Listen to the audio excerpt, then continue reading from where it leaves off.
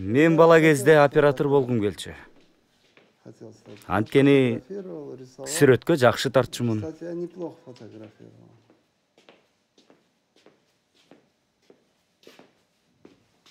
Мектепте окуп жүргөн кезимде тарткан сүрөттөрүм сакталбай калды. Мектепти аяктагандан кийин киностудияга келип алгач катардагы кызматкер, анан оператордун жардамчысы, кийин режиссердун жардамчысы болуп орноштум. Марлес Туратбеков, Кадыржан Кыдыралиев менен иштештим. Кочетков, Буртов менен азыраак иштеп калдым. Булар согуш талаасында тарткан операторлор болчу. Анан документтерди, сүрөттөрүмдү баарын чогултуп алып, ВГИКке бардым. Операторлук факультетке тапшырдым. Бирок ал жерде орун калбай калыптыр.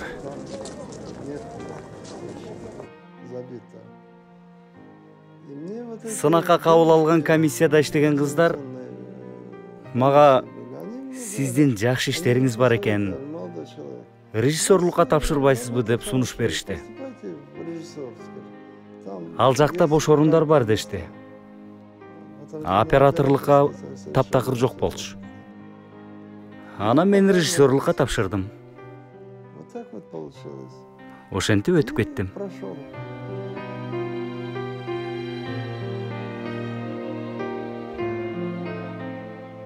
Эсимде комиссияда Герасимов, Макарова, Ром, Рошаль, Кулиджанов, андан тышкары дагы белгилүү адамдар бар болчу.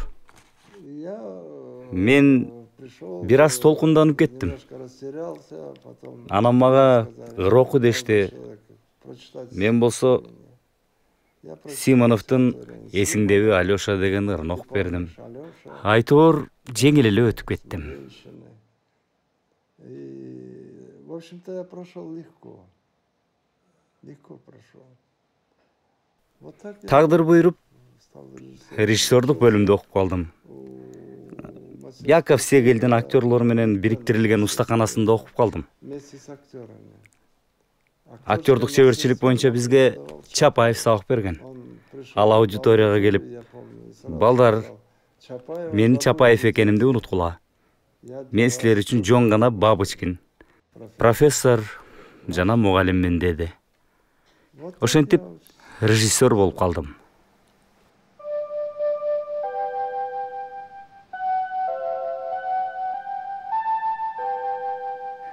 Мен 60-жылдардын адамымын.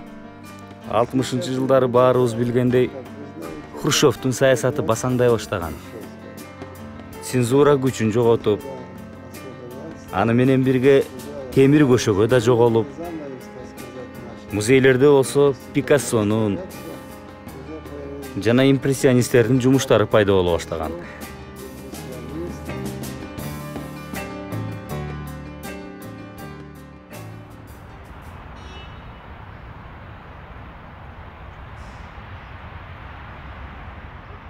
Мына ошондо кинодо алгачкылардан болуп Тарковский, Панфилов жана Есилянинин аттары атала баштаган.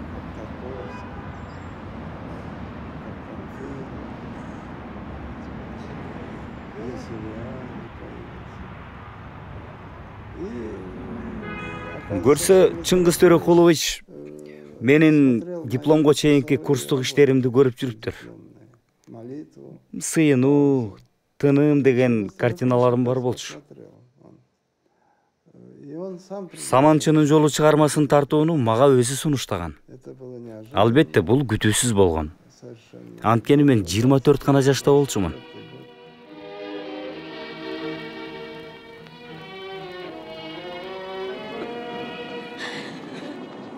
Я проклинаю войну!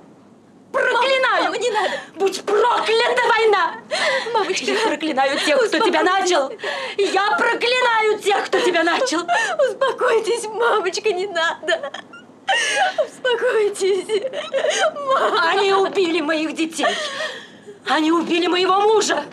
Я проклинаю вас всех! Проклинаю вас! Проклинаю вас всех!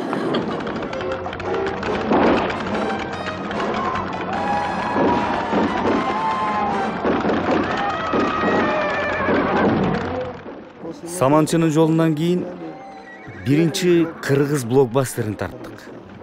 Засада фильми.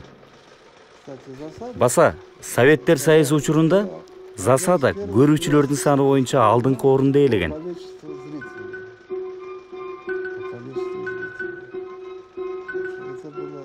Бизге бул укмуштуудай чоң жаңылык болгон. Анткени фильм тарталарыбызга эч ким ишенген эмес. Бирок биз эрдик кылганбыз. Анткени жаш болчубуз. Бардыгы ийгиликсиз фильм тартат деп ойлошсо, биз биринчи блокбастер жараттык. А мы сняли вот такой вот первый блокбастер. Да, товарищ начальник. Сегодня ночью Баймакул собирается перейти границу. Вы его знаете, я вам показывал его. Мне сообщили об этом мои люди. Большая контрабанда у него. Имейте это в виду. Хорошо, спасибо. Хоп, ну я пойду.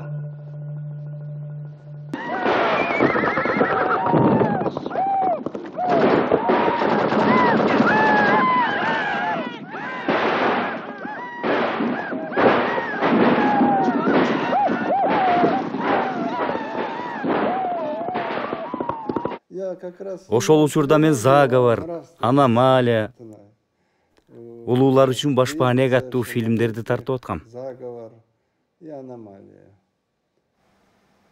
Ошондо Аномалияны тартып бүткөн кезде 1991 жылы Советтер Союзу кулады. Чоң держава жок болуп кетти. Госкиного фильмди тапшырыш үчүн алып келелиби деп чалганыбыз эсимде. Бизге Гена, эми Госкино жок. Советтер Союзу кулады. Фильмди каалагандай кылып көргөзө бергиле деп жооп беришти. Ооба, Советтер Союзу жок болду. Кино дагы жок болду. Жалпы жолунан Советтер Союзунун курамына кирген мамлекеттердин баарынын акыбалы ошол болду. Баарыбызды штаттык жумуштан чыгарышты. Тактап айтканда, расмий түрдө ишсиз калдык.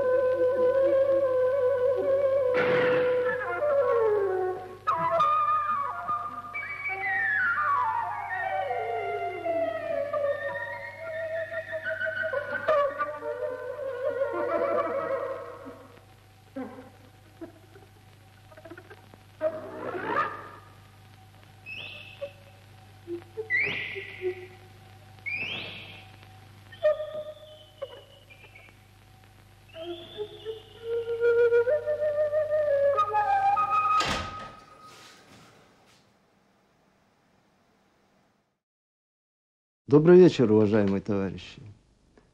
Давно мы не встречались. Перерыв между выпусками нашей программы явно затянулся. Правда, на то были объективные и уважительные причины.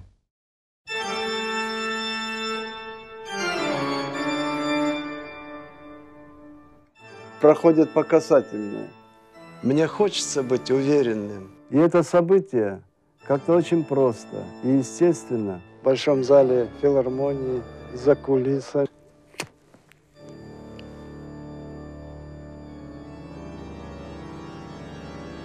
Общество захлестнул социально-экономический катаклизм. Невозможно ни с кем перепутать. Но вы знаете, жизнь настолько абсурдна. Последние годы творчество переживает вынужденный застой, так и духовную наполненность нашего народа. Плантация, где она помогала матери. Жилось трудно, подчас голодно. Хорошо помню слова, которые тогда говорил. Конечно же, не укладывается, когда легковесная дилетантская коллажность начинает досаждать. Удобно, да? В пиджаке удобно? Все удобно. Удобно, да? Да. Ну хорошо, хорошо, только спокойно, только не сердитесь. Только не волнуйтесь, Арсен Георгиевич. Я понимаю, что вы заняты, Удобно так, да? Ну хорошо, все, подождите. Жень, не выключай. Сейчас. Не выключай. Тихо, тихо.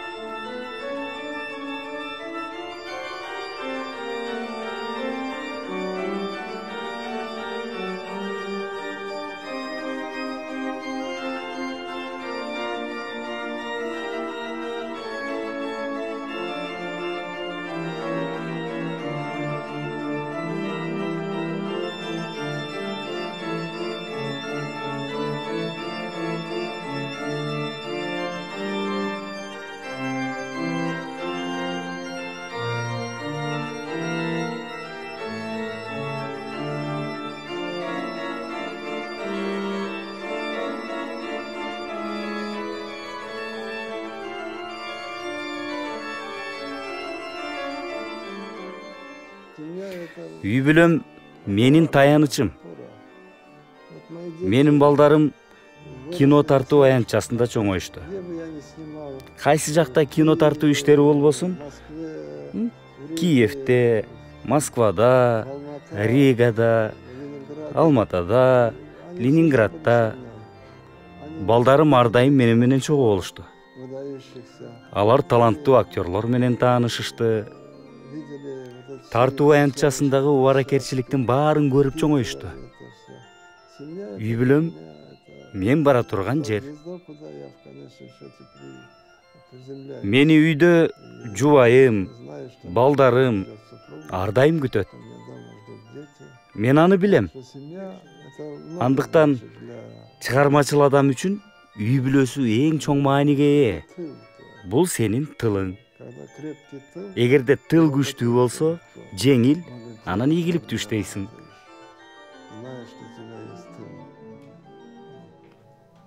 Чегине турган жериң бар.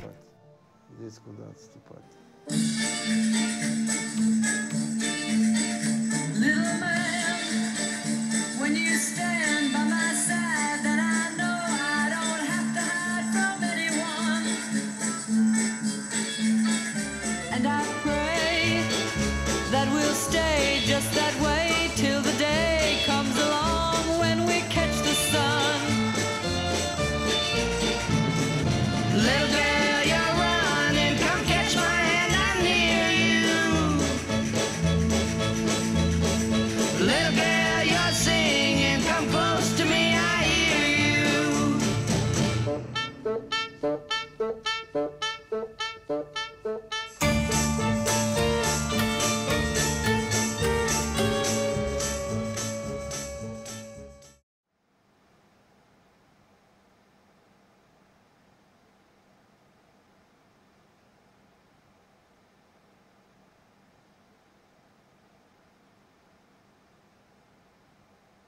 Мен укмуштуудай чыгармаларды жараттым деп айта албайм. Бирок мен бир дагы фильмим үчүн уялбайм. Уялбайм. Анткени ар бир фильм эмгек менен, маңдай тер менен тартылган. Ар бир фильм сенин балаң сыяктуу.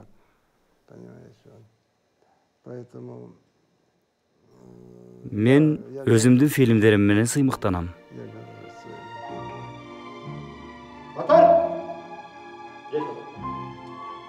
36 дубль 2. 36 дубль 3. 44 первый. 44 второй. Вызывающее, откровенно возмущенное дело. Ну какой-то хоть делай выражение. Ну хоть какая-то реакция. У тебя сейчас никакой реакции нет. Ты просто смотришь. Не надо курить, не надо курить. Курить потом будет. Эң жакшы эскерүүлөр тартуу учуру деп айтар элем. Бул тартуу аянтындагы жагымдуу убаракерчилик, репетиция болуп аткандагы актерлордун толкунданганы, жардамчылар чуркап жүрүшөт, операторлор жарыктарды коюп атышат. Сен болсо мизансценаны белгилеп жүрөсүң. Үн операторлор болсо өздөрүнүн микрофондору менен убара. Кыскасы, абдан жагымдуу учур. Менин түшүмө кирет. Акыркы жылдары кино тартып атканым дайыма түшүмө кирчү болду. Тартуу аянтчасынын түшүмө киргени ойгонгондо мага абдан жагымдуу болот. Кайрадан бир нерсе жаратып, кайрадан тартуучу топ менен бир нерсе жасап атабыз. Бир нерсеге жетүү үчүн аракет кылып, умтулуп атабыз. К чему-то стремились, чего-то хотели.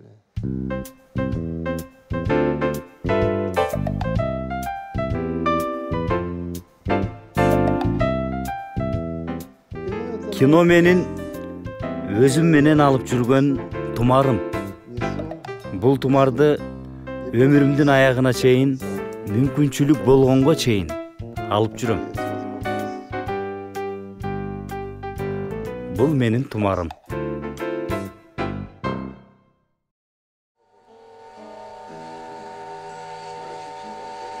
Идет поезд.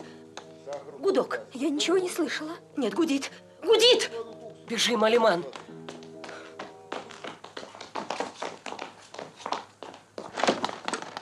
Эй, Джайнак! Беги скорей! Останови поезд, сынок!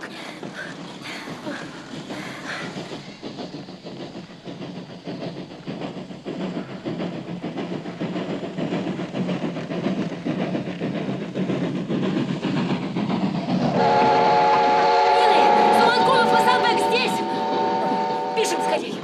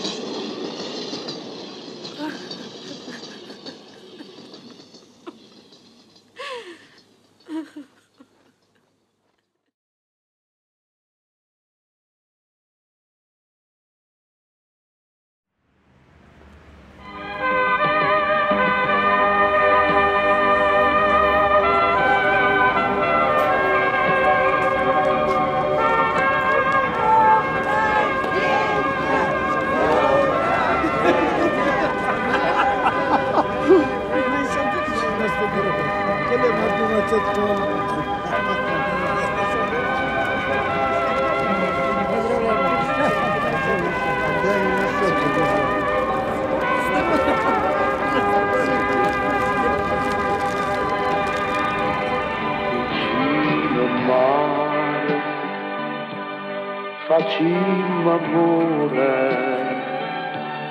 e ancora